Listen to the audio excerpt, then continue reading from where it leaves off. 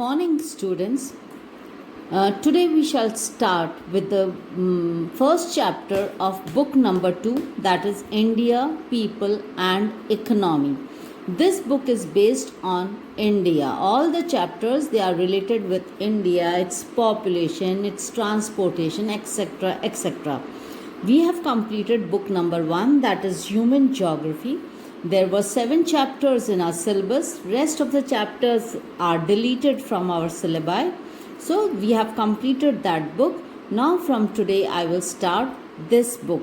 The first chapter is population, distribution, density and growth. I have explained you all these 3 terms when we discussed this chapter in our previous chapter from Human Geography. Now let's begin with this. The people are very important component of a country. We all know that people are very important in a country. India is the second most populated country after China in the world. When we talk of population, India comes second in the whole of world. But in its area wise, if we talk, India is 7th largest with its total population of 1,210 million in the 2011 census. Now population census is taken after a period of every 10 years.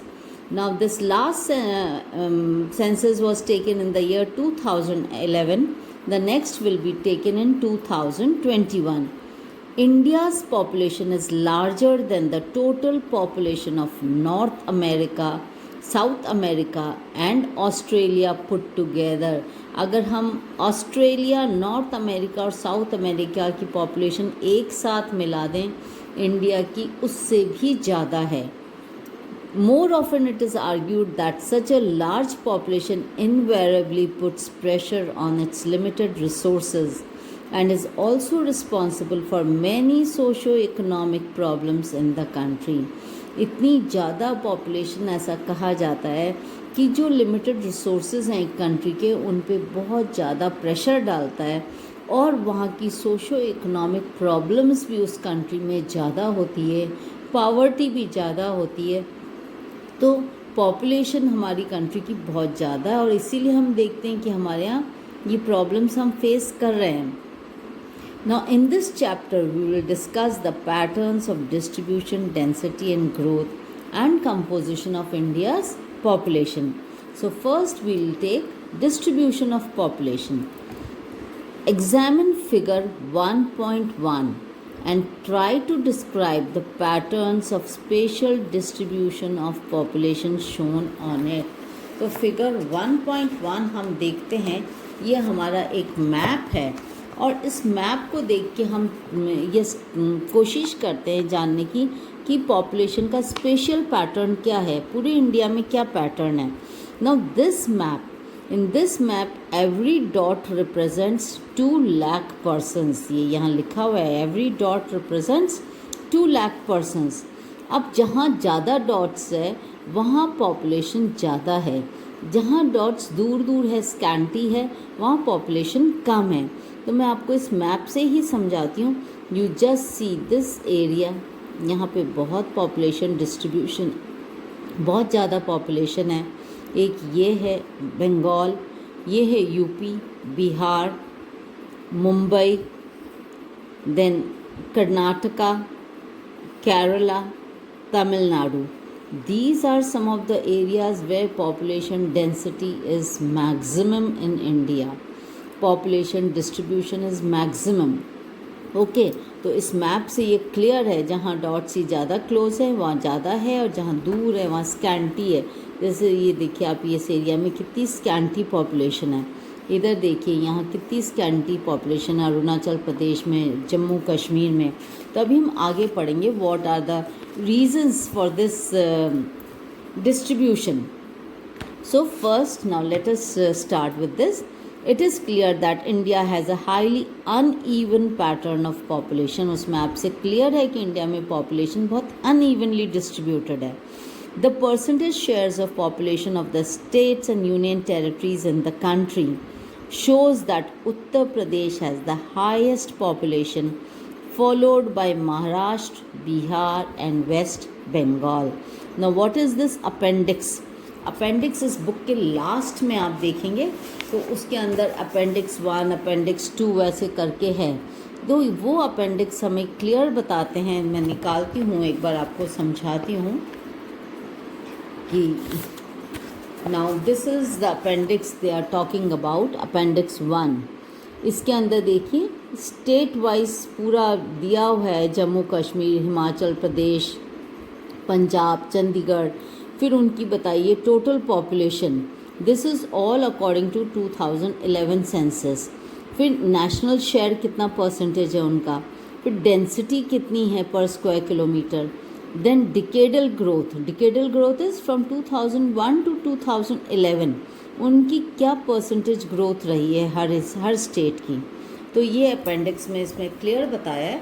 इसको बहुत ज़्यादा आपको याद करने की ज़रूरत नहीं है, जो कुछ थोड़ा बहुत इम्पोर्टेंट है वहाँ पे आप ध्यान रखें।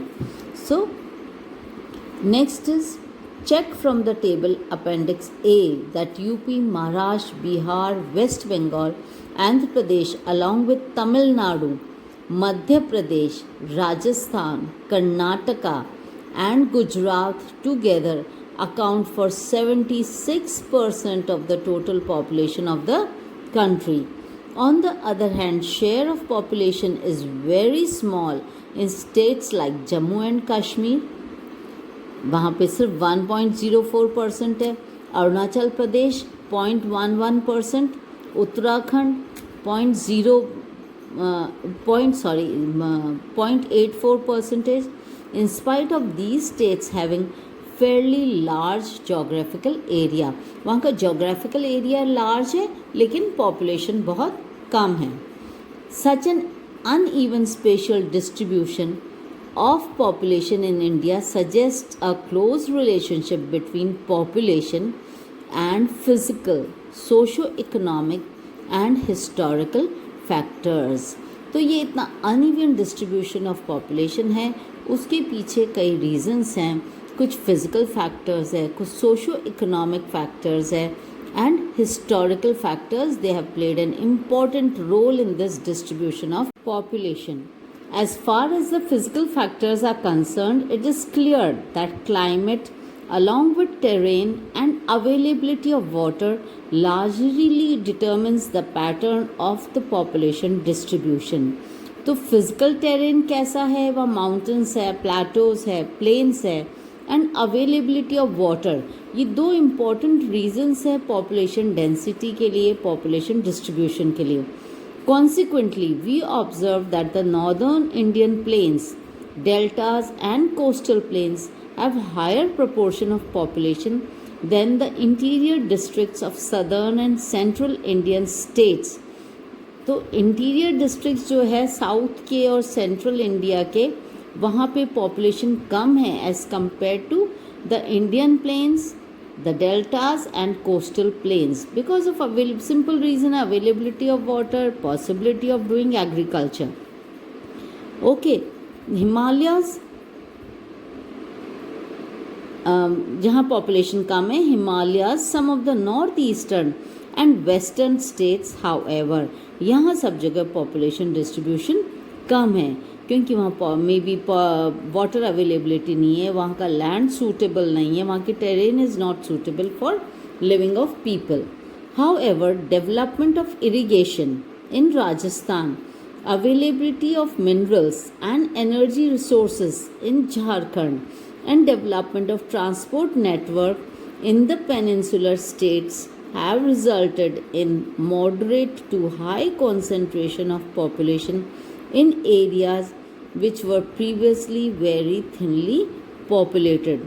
तो कहीं कहीं पे इरिगेशन फैसिलिटीज़ इम्प्रूव करी है, जैसे कि राजस्थान में इंदिरा गांधी कनाल बनने से, कहीं पे मिनरल्स की अवेलेबिलिटी, कहीं पे एनर्जी रिसोर्सेज जो झारखंड में अवेलेबल हैं, then development of good network of transportation in the peninsular states. तो इन सब वजह से वहाँ पॉपुलेशन कॉन्सेंट्रेशन बढ़ने लगा है. ठीक है. Among the socio economic and historical factors, ये थी physical factors.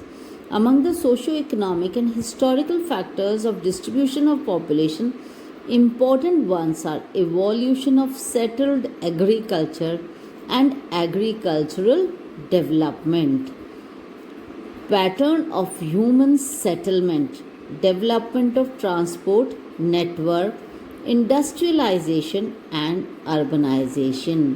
Socio economic factors कौन से हुए कि वहाँ पे सेटल्ड एग्रीकल्चर की पॉसिबिलिटी होने लगी, एग्रीकल्चरल डेवलपमेंट होने से। देन ह्यूमन सेटलमेंट का जो पैटर्न है वो सिस्टमैटिक हुआ, डेवलपमेंट ऑफ ट्रांसपोर्ट नेटवर्क अच्छा हुआ, इंडस्ट्रियलाइजेशन बढ़ने लगा, अर्बनाइजेशन बढ़ने लगा। तो ये सब फैक्टर्स ने भी इम्पोर्टेंट रोल प्ले किया। It is observe that the regions falling in the river plains and coastal areas of India have remained the regions of larger population concentration. वही चीज़ें जो भी मैंने आपको बताई, जो कोस्टल एरियाज हैं वो वहाँ पे बहुत ज़्यादा पॉपुलेशन कंसंट्रेशन है। Even though the uses of natural resources like land and water in these regions have shown sign of degradation, the concentration of population remains high of an early history of human development, human settlement and development of transport network. तो इन areas में जो coastal areas है वहाँ पे population concentration high है।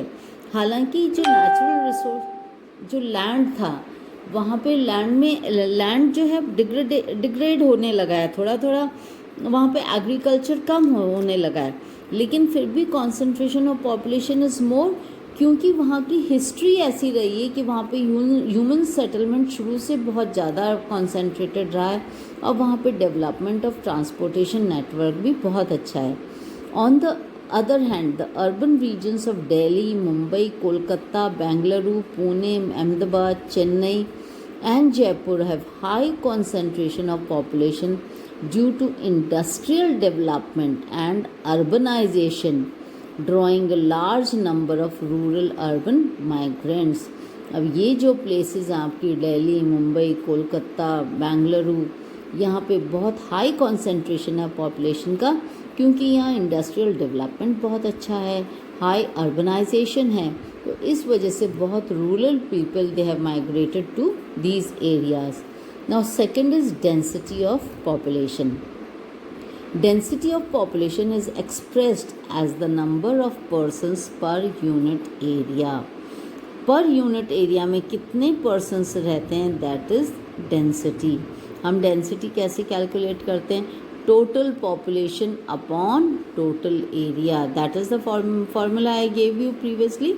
Total population upon total area gives us the density of population. It helps in getting a better understanding of the spatial distribution of population in relation to land.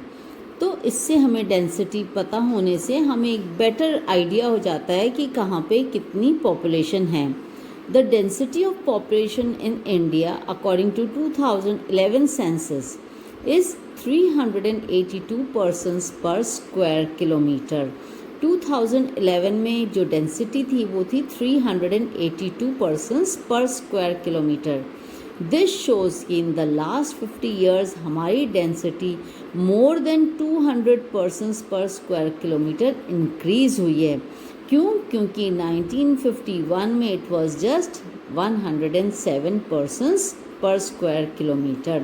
एक example के तौर पे आप देखो, एक हमारा land area है जो है 1 किलोमीटर का, यहाँ पे 100 पर्सन्स रहते हैं। ये लैंड ए है, 1 स्क्वायर किलोमीटर में 100 पर्सन्स रह रहे हैं। दूसरा लैंड नंबर बी है, ये 4 किलोमीटर्स का है और यहाँ पे 200 पर्सन्स रहते हैं। तो किस लैंड की डेंसिटी ज़्यादा होगी? लैंड ए की, क्योंकि यहाँ 1 किलोमीटर में 100 लोग रहते हैं और लैंड बी में 4 किलोमीटर में 200 लोग रहते हैं।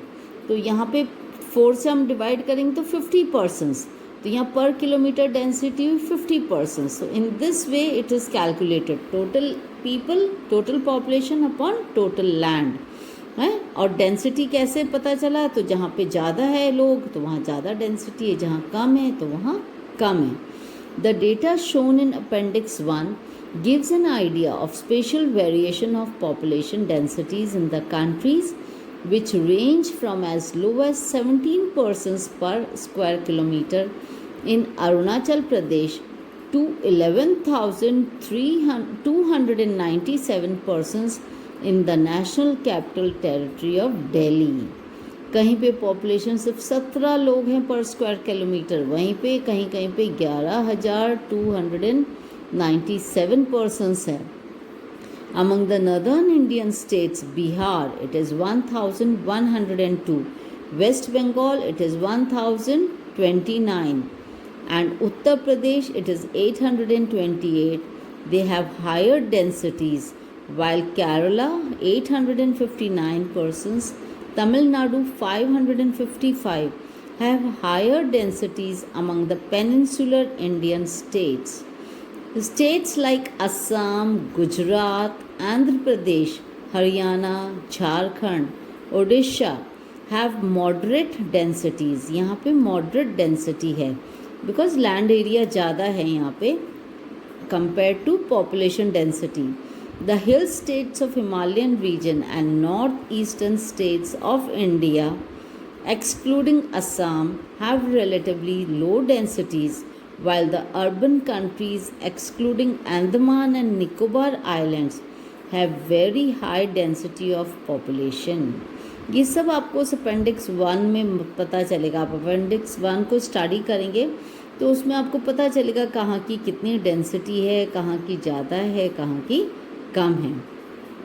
Now the density of population, as discussed in the earlier paragraph, is a crude measure of human and land relationship.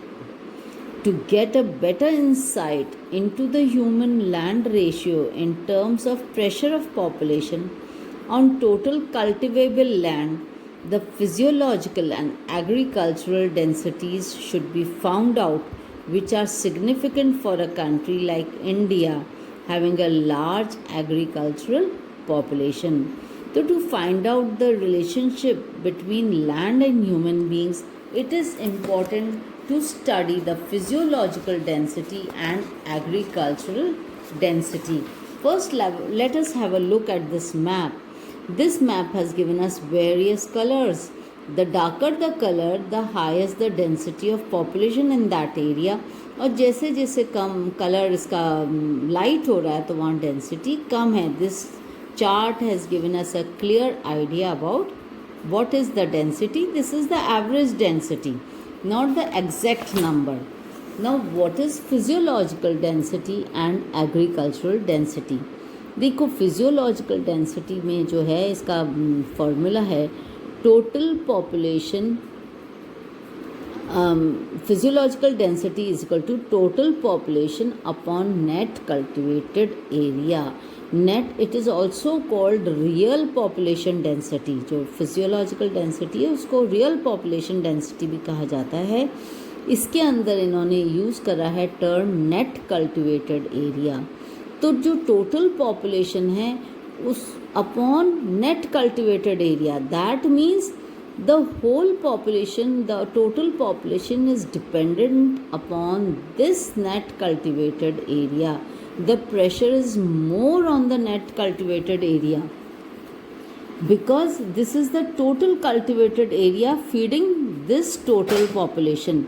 For example, 1 kilometer square is equal to 100 persons. So that means 1 kilometer square of net cultivated area is feeding these 100 persons. Do you follow me? So that is the total output.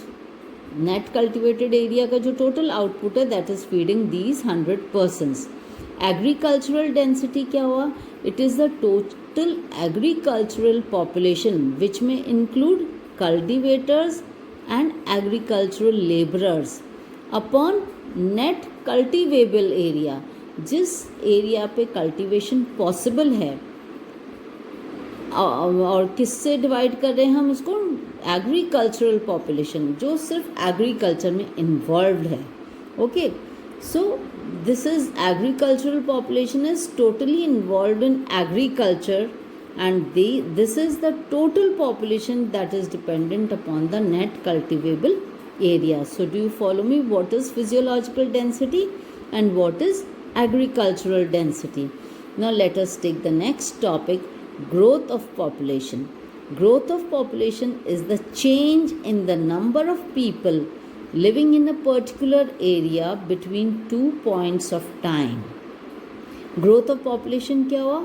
एक particular period में जो लोग रह रहे हैं एक जगह, फिर उनके नंबर में जो चेंज आता है, that is growth of population. For example, एक एरिया में 200 पर्सन्स पर स्क्वायर किलोमीटर रह रहे हैं.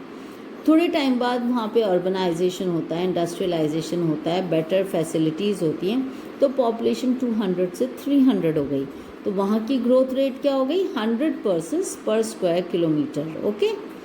Population growth has two components, namely natural and induced. दो components हैं, natural और induced.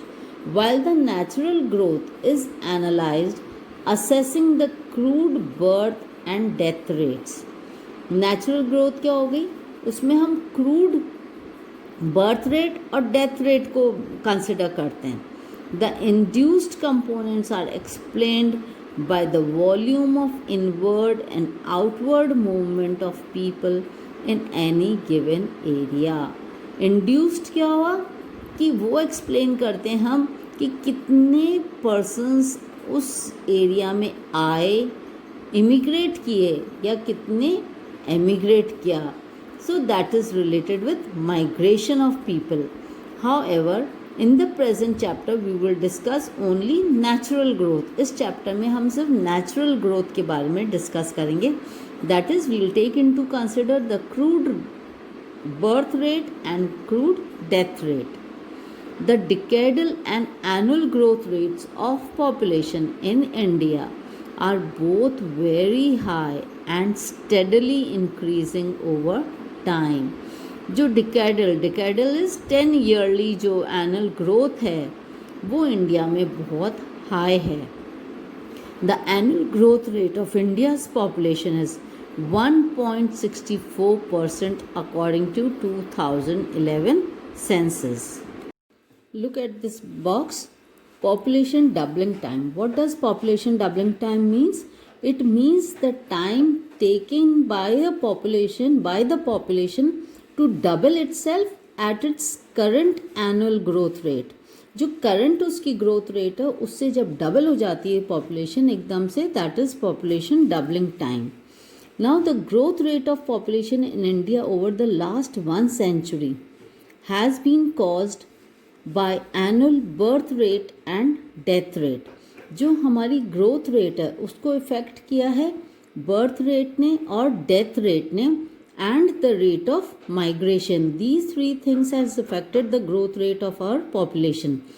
There are 4 distinct phases of the growth. हमारी population के 4 distinct phases हैं अलग अलग, जो जिन्होंने इसको population की growth rate को affect किया है. Phase 1 कौन सा था?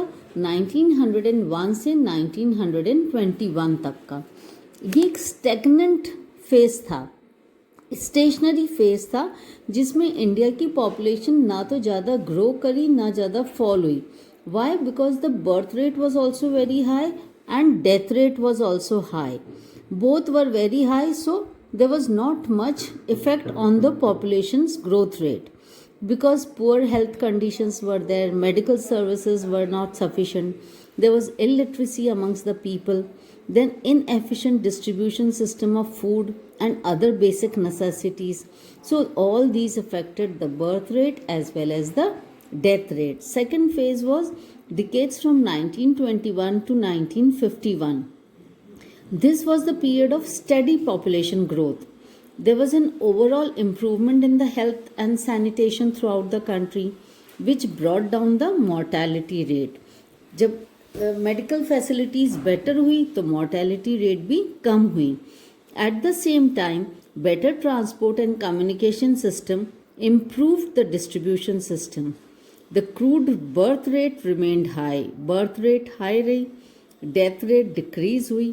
तो ये पीरियड था जिसमें पॉपुलेशन स्टडी रही, पॉपुलेशन ग्रोथ बिल्कुल स्टडी रहा. The crude birth rate remained high in this period, leading to higher growth rate than the previous phase. Previous phase से growth rate higher थी, but not very high. This is impressive at the backdrop of Great Economic Depression 1920s and World War II. यही period था जब ज़बरदस्त economic depression आया पूरे world में और वर्ल्ड वॉर सेकेंड हुआ. तो इस पीरियड में because the birth rate continued to be high but mortality rate decreased because of better health facilities, better sanitation. So this was the period of steady population growth.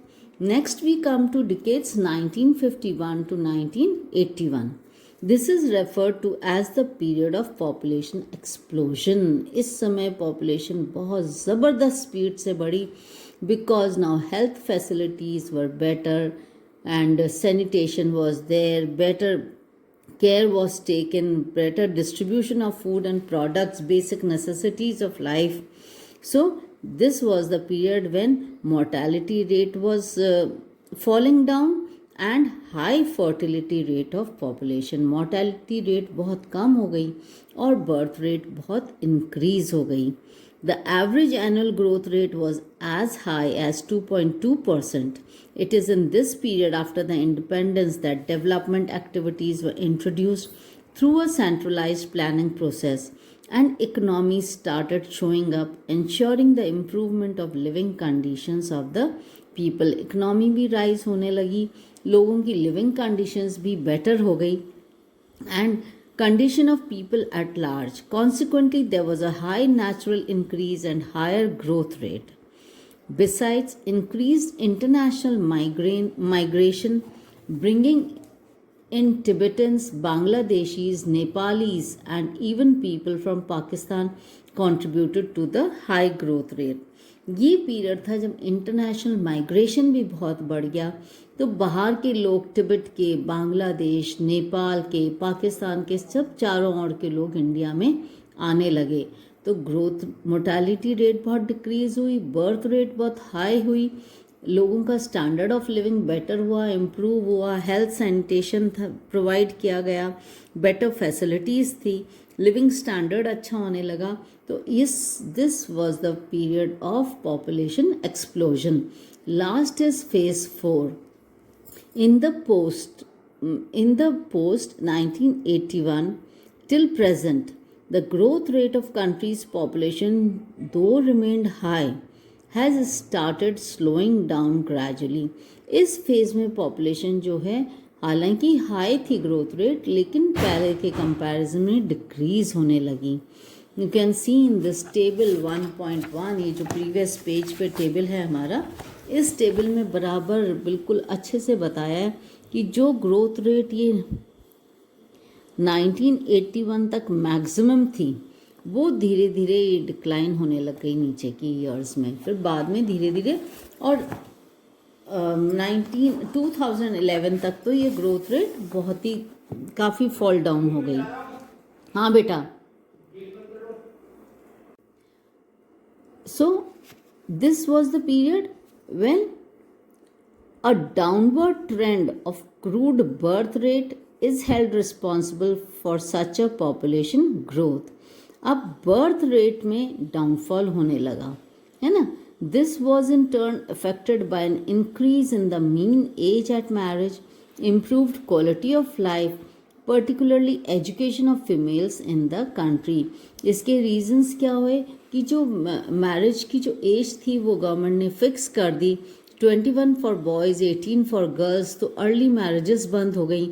Improved quality of life quality improved a lot, and education of females also, increasing education amongst females, that also became one of the regions.